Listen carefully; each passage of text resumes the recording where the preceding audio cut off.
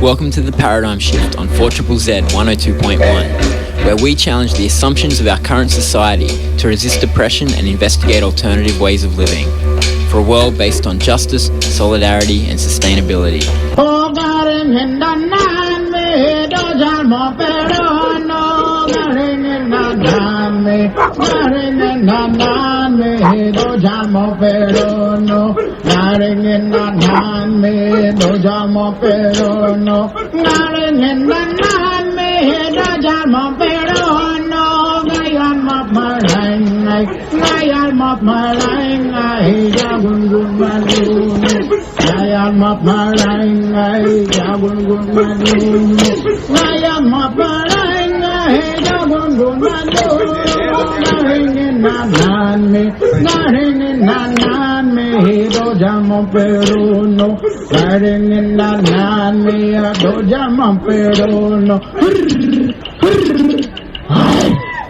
Welcome to the Paradigm Shift on 4ZZZ 102.1 FM. It is your local community independent radio station. I'm very excited to have in the studio with me David McBride. Hello, David. Hello, Andy. You may have heard of David McBride. He has been in the news a little bit in recent years. David is a whistleblower, an Australian military whistleblower. He leaked what is called the Afghan files about all kinds of worrying happenings in Afghanistan, where you were stationed over there with the military and you thought it was in the public interest to know about what was going on. Thanks very much for coming on the air to talk to us. No, not at all. Thanks for having me. A few years ago, I got in touch with you and it was a bit dicey at the time, legal issues or something like that about coming out. So I'm very happy to have you on here, and I think it's so important as well to support people like yourself who are in the court system and facing a lot of penalties for doing what is in all of our interests. And in some ways, I think all of us will go to trial when you go to trial because it's about public interest and public knowledge. So very glad to have you here. Yeah, no, I love that. All of us go to trial. I think the government's on trial and the Australian people are prosecuting them. We've both been down this morning at the Labor conference outside the Brisbane Convention Centre talking about AUKUS. There's a rally there. We're going to hear a bit more over the course of the show about what David did and why and what comes next for him. But to start off with, David, do you want to tell us a bit about yourself? How did you end up as a whistleblower? Yeah, well, it's a pretty interesting story. I certainly didn't grow up as an anarchist. I grew up very much in the establishment and went to the right universities and right schools, and went to military college in the UK, Sandhurst, and I was in the British Army. And I eventually joined the Australian Army, and I was a lawyer for them. And I began to believe that we had lost our way as a country, and our military forces were a bit like we were selling soap powder. We were just making stuff up, we were making heroes that weren't heroes. We were making villains that weren't villains. We were pretending to win a war when we were losing the war. And we were generally lying to the public at the drop of a hat. Now, that bothered me. That's not what Australia's about. We are meant to be a truth-loving nation. We're meant to be a law-abiding nation. And I had enough of it in 2013. I made internal complaints to say we're not following the law, and it was really about the leadership as much as anything else, to say I believe they were covering up war crimes. I believe they were looking for scapegoats. That's how I first got onto it. They were trying to put decent soldiers in jail in order to protect bad soldiers. And the only reason they wanted to do that was because the really bad soldiers were famous people, and they thought, well, if they go down, politicians may go down. So they just wanted some scapegoats, and that sickened me, to say you would sacrifice good soldiers in order to protect bad soldiers. Because you particularly wanted to protect the minister's popularity. I mean, that's just not on. That's possibly the modern war we've learnt from the United States, where everything is just a PR exercise. Now, I believe it not only was it bad in Afghanistan, but if we keep on going like that, we're just going to go into another war, another unjustified, unwinnable war where more Australian soldiers are going to die. And that is wrong. You don't do that. You don't sacrifice the lives of Australian soldiers. Soldiers have to fight in war. They have to die in war. But the trade-off is that you don't bullshit them. You don't send them to places where they can't win for political goals. And yeah, so I'm fighting about the last war, and I'm also I'm worried about the next war. And it was very good to hear you singing to this morning, Andy. I liked your song, Don't Kill People. We all got singing in the chorus with the Labor Party conference behind us. That was one of the high point, maybe the high point of the rally. You're a multi-talented. Not only do you do the radio, but you do your own songs in front of the crowd. Very, very good. Oh, it's a simple message, don't kill people. It's worth remembering. Yeah, it's good chorus. So let's talk about the Afghan files, as they have come to be known. I suppose originally they weren't called that. They were just some documents that you allegedly were involved in giving to the ABC. What was in it, and why did you think that was important to leak it and give it to the public? Well, it's not allegedly anymore. I from the very beginning, I told the police that I did give them to the ABC. And because I don't want the case to be judged on whether I actually gave the documents, I want to own what I did. Unlike my enemies, I'm quite happy to stand up there and say, yep, I did it and I was justified. And yeah, they were just documents, secret documents. Everything in the Afghan war was marked secret, whether it was or it wasn't. Not much of it is truly secret in the sense that it won't affect Australia's national security. Most of it would detail crimes, detailed cover-ups, and that is not classified information in the true sense of the word. In fact, under the definition of classified information, you cannot use it. It's illegal to use classifications to stamp something secret when actually you know it's a crime and you just want to keep it in the archives forever. That is actually an offence. But of course the people that decide whether it's an offence or not are the same people that are actually abusing the system to cover it up. So I took a lot of documents and I gave them to the ABC to say there is something very wrong in the Defence Force, and mainly because we weren't defending the country anymore. We were simply defending the government, that is, putting out whatever good news stories the government wanted for the day. And that's a problem, because you can't win wars like that. You can't win wars if you just keep saying, oh, we're beating the enemy even if we're not. You know, this is good even if we're not. We're going to give a medal to this guy because he's a brave hero even if he's not.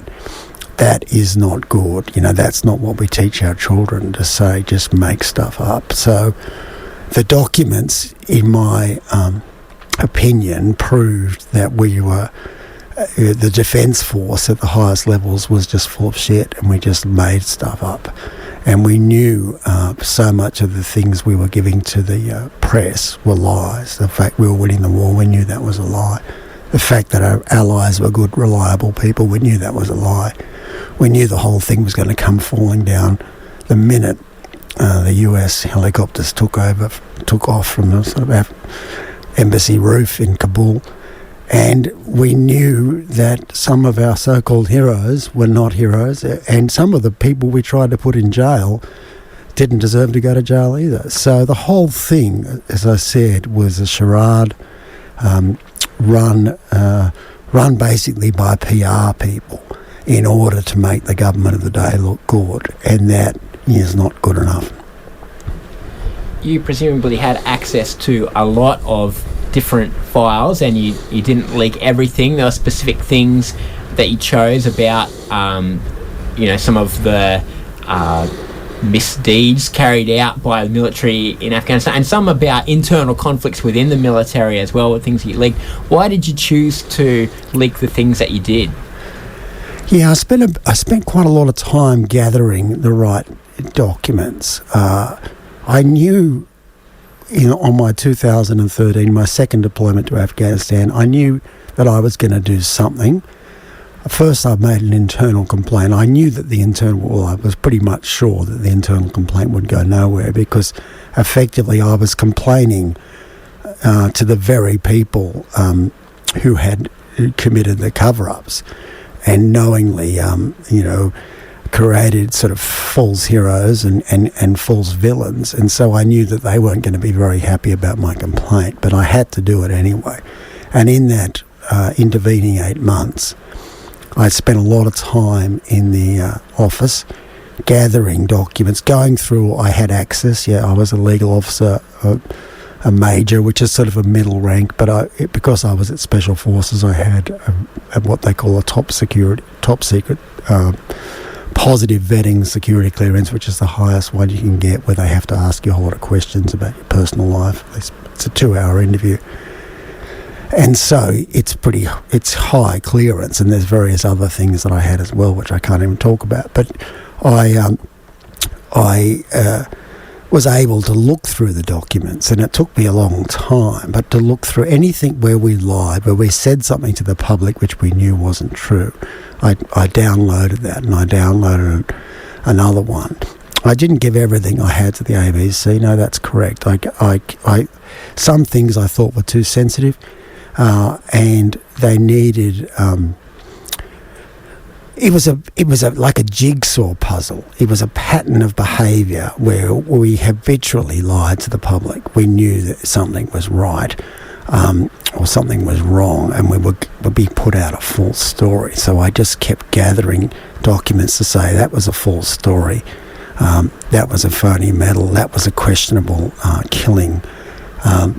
To put it all together, a bit like what Chelsea Manning, I guess, did for WikiLeaks. Put it all together, and yes, kept some of it at home. Eventually, after the Afghan file story came out, I knew that I'd probably be in the frame, because the documents could have been quite easily traced back to me. All I had to do was a search to say what one person, because some of the documents were put on the internet by the AWC, so all they would have had to do is search to say who's printed these documents, and it would have come up with one name. And since I was already an internal agitator to say we're doing all these things wrong, it was pretty clear who was the leaker. So I went to Spain to avoid getting arrested, and they raided my house, and they found the documents there. At first I was upset because I was like, I should have destroyed them. But then afterwards I thought, no, I'm glad I didn't destroy them, because if I destroyed them, it would have made me look guilty. It would have made me look like I had something to hide. I wanted to keep the documents because I thought the documents would eventually vindicate me, because the documents proved that there were crimes committed, and they were trying to cover up those crimes. And we were not following the law like we were meant to do. We were not telling the truth like we were meant to do. So I was happy to have that evidence. And now the police have been good. They haven't destroyed everything. The evidence is now the evidence against me to a certain extent in the court case, and it's the evidence that I gave to the ABC or had in my possession in my house. And that will vindicate me, because I can say, turn to folder 9 or turn to document 22, and you can see there was a crime, and this crime was covered up. And therefore it's down in black and white. Now, had I destroyed the documents, I wouldn't be able to say that. They would have just been painted as some sort of fantasist. But the documents are there.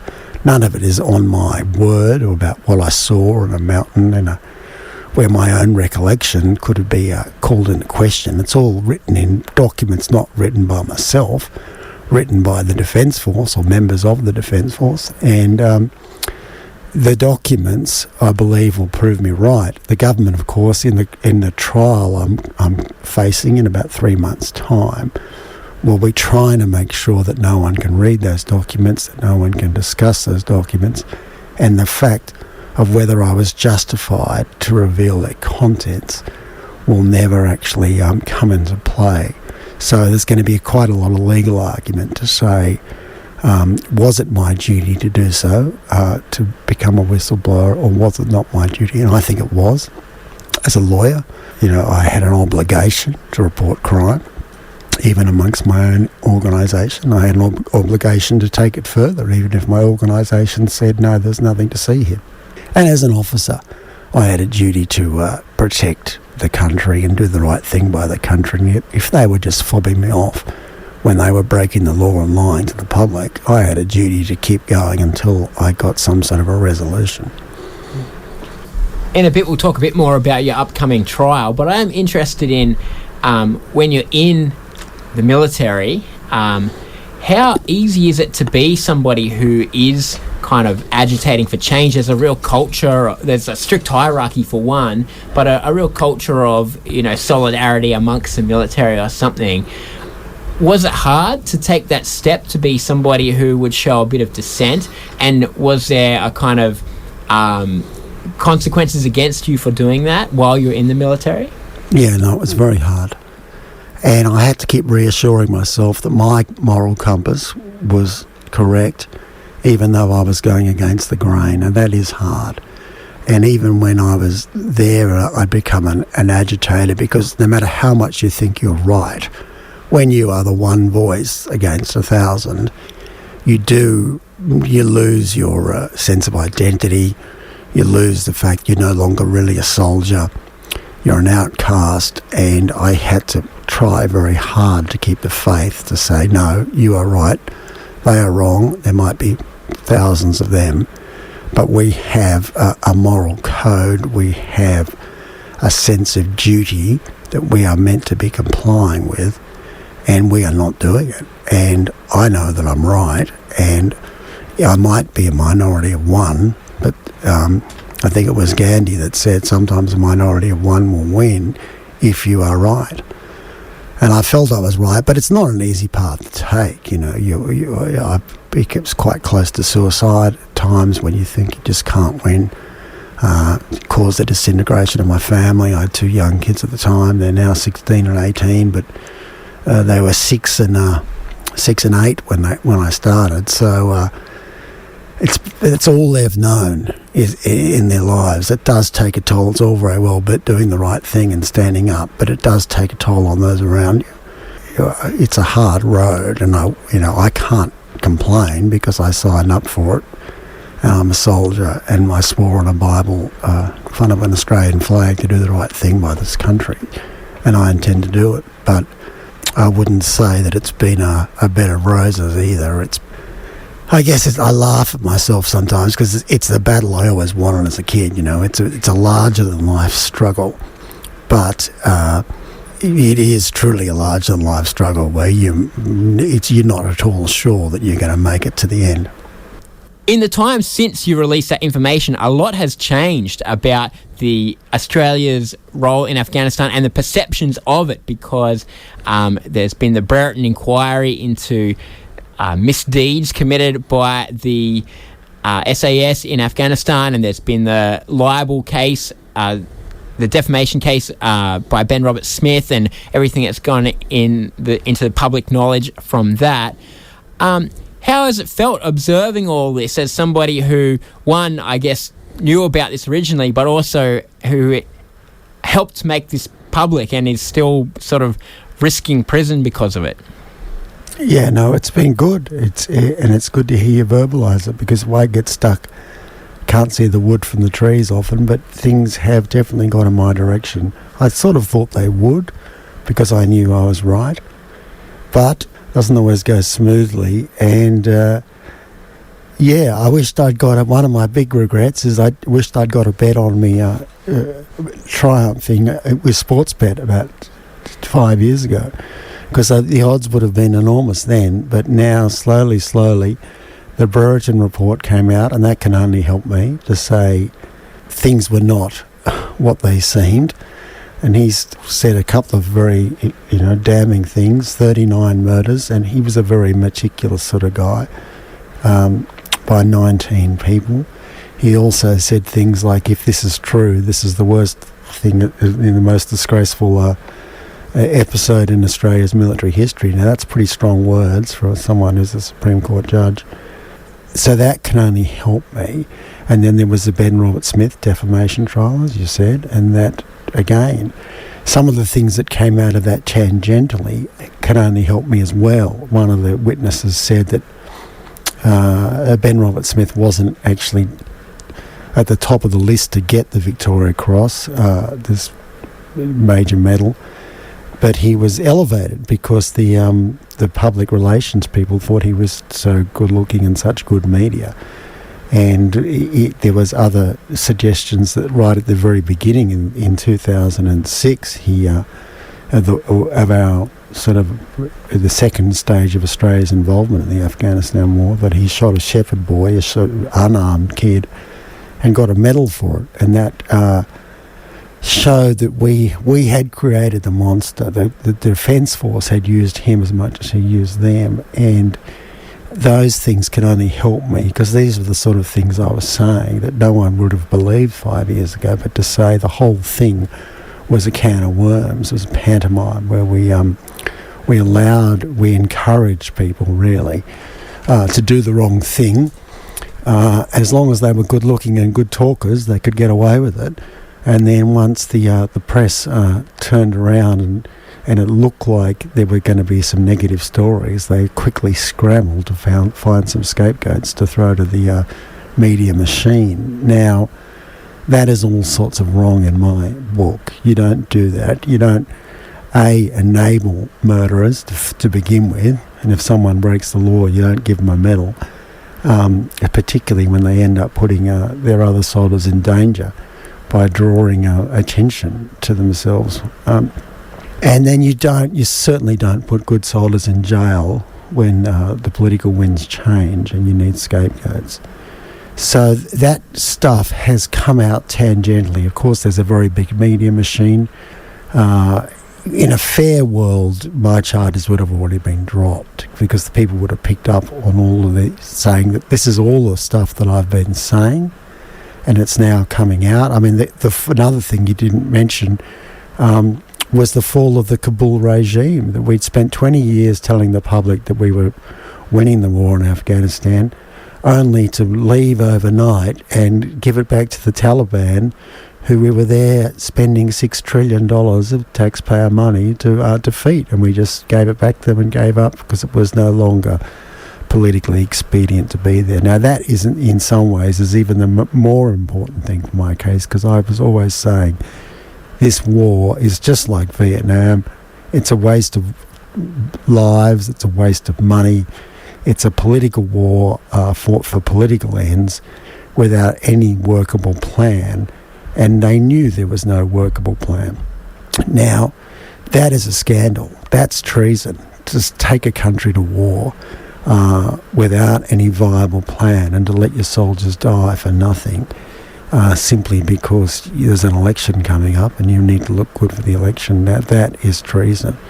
And yes, all the things that I was saying have kind of been proved now, at least tangentially, in a circumstantial case. So it'll be a battle of the PR departments, I guess, when I go to trial, because it's clear that what I said was right. They will still be trying to make an example of me, to say, even if you're right, even if terrible things are happening, you don't have the ability to talk about it. They got away with that in Bernard Colliery's case. Eventually the charges were dropped, but our spies in the government tell us that the charges weren't dropped to help Bernard Colliery. The only reason the charges were dropped against Bernard Colliery was because East Timor said to Australia, well, we are so sick of you, we're going to go and do a deal with China, because at least they're reliable partners. And Australia then started to pay attention and said, oh my God, you can't get into bed with China. Okay, we'll drop the charges against Colliery. But it was nothing to do with justice. So things are pretty bad in Australia. I think my case will have to be run. It may be that I have to be jailed before the public realises how out of control the security services have got, in that they can put people in jail even if you do report crimes, even if you do report wrongdoing, even if you do talk about unjustified wars, you might still go to jail. And that is wrong. That is not the Australia that I was brought up in. It's not the Australia I want my children and grandchildren to be brought up in. You would agree to that. You were out there at the protest today. And many, many of us Probably all the listeners would agree with that. And it's something worth fighting for. But yeah, everything is kind of going in my direction, slowly. But it's slow, and we'll have to wait till the 13th of November to see well, even then it's 3 weeks after that. We'll have to see how it pans out. You've always been very critical of, I guess, the military bigwigs and the government as well. And the Brereton Inquiry is interesting. When it was handed down in 2021, there was such condemnation from, all these high-up figures and strong words and everything. Do you think that there's been enough of a response to it, or do you think that that's been sort of swept under the carpet? How do you feel like the response is going now, a couple of years on? Is it adequate? Yeah, no, it's very interesting. It's kind of higher level political stuff. It's almost PhD stuff. In fact, but you would get it and your listeners would get it, to say it's possible the whole Brereton thing, even good as it was for me, a little bit of a smokescreen. They did something quite similar in the UK, and we can follow it. They made a big fuss about war crimes in Iraq by their special forces and other people. But it was a similar thing to Brereton. And then the political winds changed. It wasn't popular with polling, and the whole thing got chucked out. Not a single British serviceman was charged after all of these charges were prepared. Now, the investigators, the military investigators, were very angry about this, to say, why aren't we going ahead with these charges when we have these clear cases? And it looks like just the politicians, a bit like with the supporters of Ben Roberts-Smith, who still push back now, even after the judgment against him. There is a certain group of voters, percentage of the population, that simply won't allow soldiers to be put on trial. I'm proud to say in Britain, the BBC Panorama program, they did a very strong story about the war crimes committed by the British Special Forces in Afghanistan, and I was part of that. I gave a statement on it and interviewed about, they gave me certain reports where SAS soldiers had said about 3 times in the space of as many weeks, we took the Afghan prisoner back into his house, and when we took him back into his house, he grabbed for a grenade behind the curtain, so we had to shoot him. And they said that the same line was cut and pasted. He grabbed a grenade behind the curtain and we had to shoot him. 3 times from one report to the next. And I was able to say, that's a lie. That couldn't have happened like that.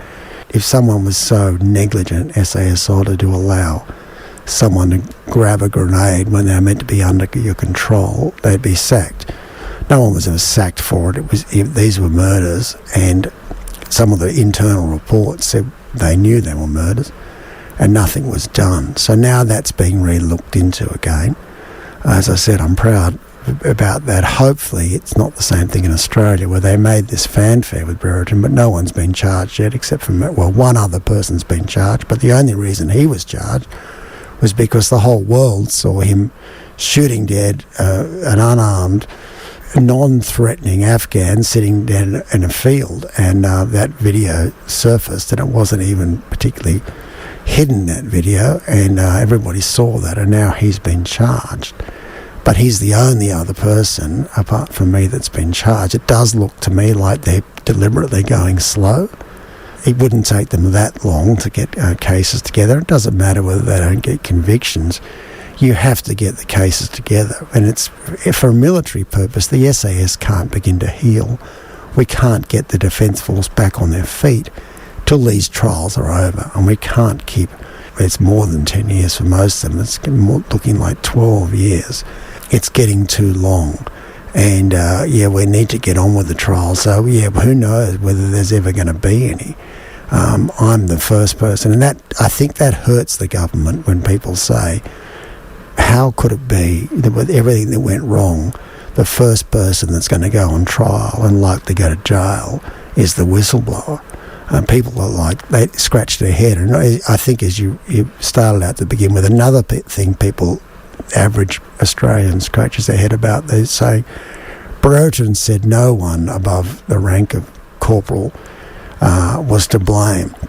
Now, the average person just does not accept that. The military, as you said, is a very hierarchical organisation, and one of the central principles is that the people at the top, they take responsibility. If things go wrong, even if you didn't do it, it was because your leadership wasn't good enough or your training wasn't good enough, and you need to take responsibility. And that's one thing about Brereton that doesn't sit right with me. I think everything else is good, but to say the senior leadership can't be blamed, I think they knew. They had drone footage. We know that from the Robert Smith case, where it was proved that they had drone footage. And they had complaints about Robert Smith in 2011. They had plenty of complaints from the Afghans. And, funnily enough, an Afghan official who was the governor of the province has finally been granted asylum in Australia, even though DFAT didn't cover themselves in glory and made it very hard for these people to come to Australia. He's in Australia now, and he said, "We complained about SAS murdering people again and again in 2011 and 2012 and nothing happened." Now that's dynamite for my case, because that says, again, it proves what I've been saying. The senior commanders, people like General David Hurley, who's now our Governor General, they must have known. They must have seen the footage. They must have seen the complaints. Sometimes they heard the complaints and they just wrote them off without even doing an inquiry. Now that is negligence. I believe it was probably complicity, because Andrew Hastie, a Liberal MP who's got no reason to lie about it, said he complained about Ben Robert Smith in 2012, 2013. A lot of corporals complained about in 2012 about Ben Robert Smith, because he got an award for leadership in 2012 on top of the VC. And they were like, "You don't understand what's really going on. He should not have been getting award for his 2012 deployment, because that was when things went way off the rails." And someone must have heard those complaints. They changed the rules of engagement in 2013. They started throwing around the word murder. I believe that indicates that they knew what was going on.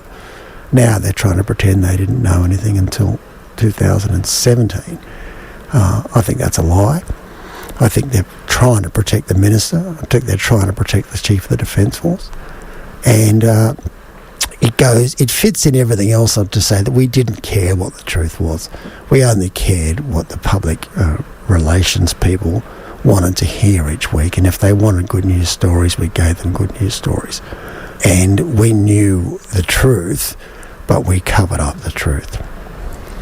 Now, you were in Afghanistan for part of the time when these offences were taking place, and it is interesting. Our legal system only really does individual culpability, right? We don't have a way to legally address culture, but I think most people assume that there was something wrong within the military that enabled this to happen. I mean, what do you think, as somebody who was there and was part of the military, where does responsibility lie, and what can be done about a broader culture within the military?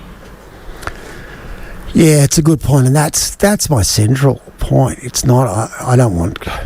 It doesn't give me any pleasure to see soldiers go to jail. Not only that, it won't fix anything. Saying it was all a couple of privates or a couple of corporals' fault is not going to fix anything. In fact, that's actually going to make the situation worse. We need to look at the root cause of these problems, and that was not a few soldiers. I think the officers have become very politicised. They treat the job as if they are public servants.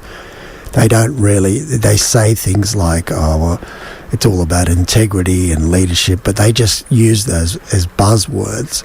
Really, it's all about getting promoted, and you get promoted by saying yes, you get promoted by saying everything's going good, you get promoted by putting out PowerPoint messages which make everything look rosy, and you don't talk about anything bad, because in case if you're the messenger of bad news, that could affect your career.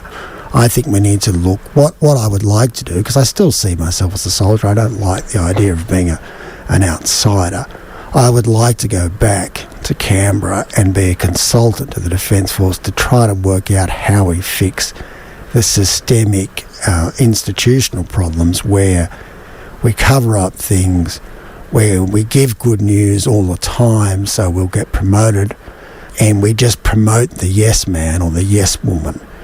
We need to fix that. That's the central problem. The central problem is not the privates and the corporals. The central problem is that everybody looks the other way when there's an issue. Everybody covers for each other. Nobody's prepared to stand up and say no, Minister, because that could damage their career and their pay packet and their new kitchen and their new car. We need to give people a bit more backbone and say you're not there to get a promotion, you're not there to get a new car, you're there to defend Australia. And if that means telling the truth and standing up tall and perhaps sacrificing something, that's what you bloody well do. And if you don't like that, don't join the Defence Force. Go and join Woolworths. And we need to start being tough with people to say this is an honourable job, it's a great job, it's a job you can be proud of, but it's a job about doing the right thing. It's a job about a little bit of sacrifice. It's a job about standing up tall, looking people in the eye and saying that's wrong. And but we need a cultural change to make that happen. We've got a few minutes left, but we should talk about your court trial that is coming up.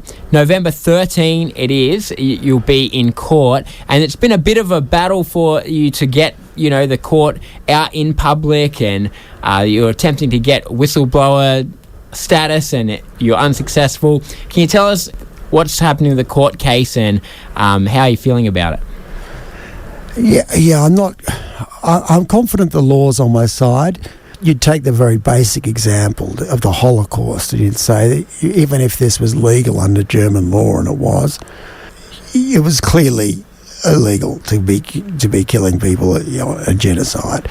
Now, you couldn't tell me that any German soldier that didn't want to do it or spoke up against it or took records and gave them to the media or took them to Britain wasn't doing the right thing. That's clearly the right thing to do. So there must be some exceptions to the idea you can't speak about what goes on in uniform just because you can't.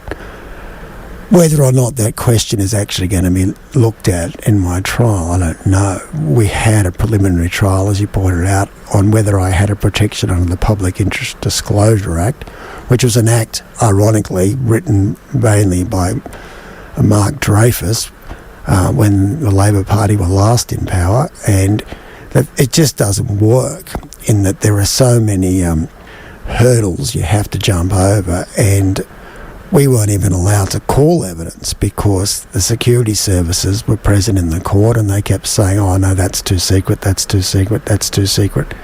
So we just abandoned it in the end to say this is ridiculous. We can't have a hearing because you won't let us call witnesses.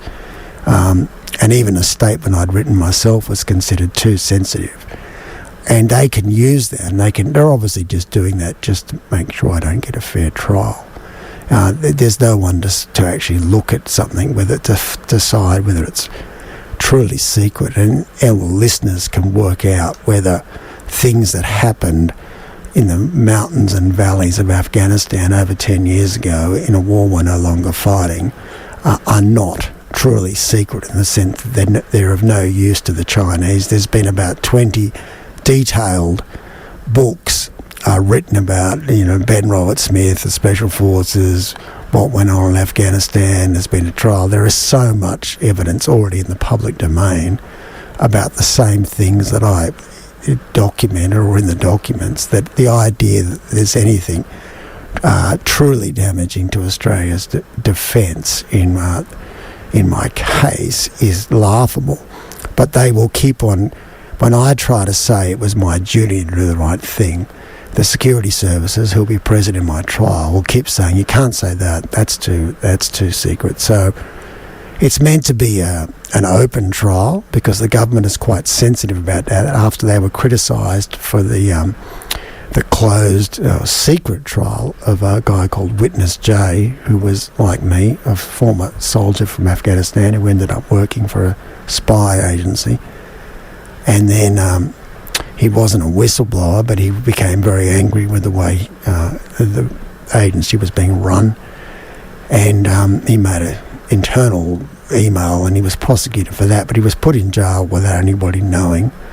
who he was, and in some sort of totally secret trial. Now, that was highly criticised by judicial figures because there was no reason for that.